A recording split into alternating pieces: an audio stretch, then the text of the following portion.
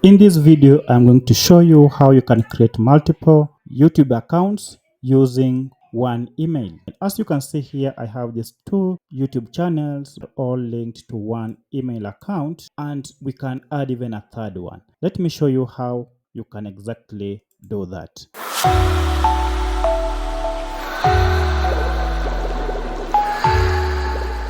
Before I get started, I'll kindly request you to subscribe to this channel and hit the like button to support me.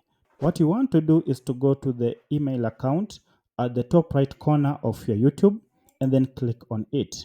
Now from here, go to settings.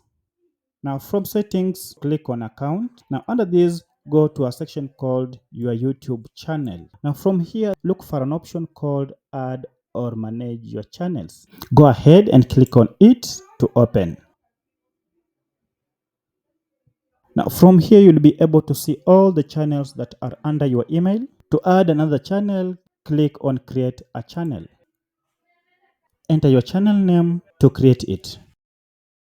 Now once you have come up with the name, click on this box that says I understand that I am creating a new Google account with its own settings including YouTube search and watch history.